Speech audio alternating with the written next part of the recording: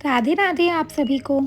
31 अगस्त को आने वाली राधा अष्टमी सिर्फ एक पर्व नहीं, यह उस प्रेम की याद है जो स्वयं भगवान कृष्ण की आत्मा है। कहानी कुछ ऐसी है जिसे सुनकर समझ आता है क्यों कृष्ण बिना राधा के अधूरे हैं। तो बने रहिए अंत तक, क्योंकि आखिर में मिलेगा इस कथा का दिव्य रहस्य।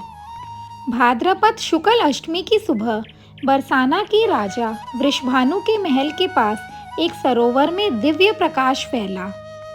जल कमल से भर गया और उनके बीच प्रकट हुआ एक सुनहरा कमल।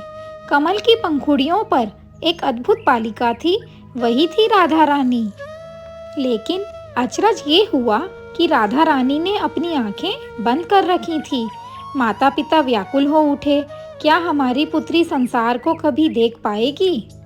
हकीम और वैद्य को बुलाया गया, पर उन्हें भी कुछ समझ न आया, क्योंकि ये कोई साधारण बालिका नहीं थी। ये तो स्वयं भगवान की हलादिनी शक्ति थी, वो शक्ति जो आनंद और प्रेम की मूर्ति है। दिन बीतते गए, पर राधा रानी ने अपनी आंखें नहीं खोली तब तक जब तक एक दिन बाल कृष्ण अपने पिता नंद बाबा के साथ वृषभानु जी से मिलने आए। जैसे ही श्याम सुंदर पास आए, राधा रानी की पलकों ने पहली बार हलचल की और उस क्षण उन्होंने अपनी आंखें खोली, दुनिया के लिए नहीं, केवल कृष्ण के लिए।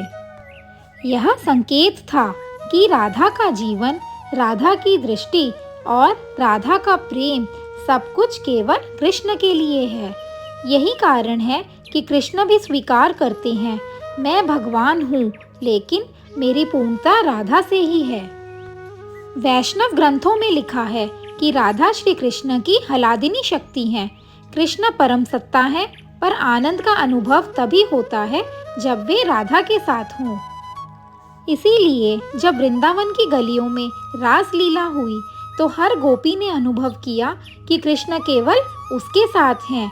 लेकिन कृष्ण ने स्वयं कहा, मेरे हृदय में सबसे उच्च स्थान केवल राधा का है।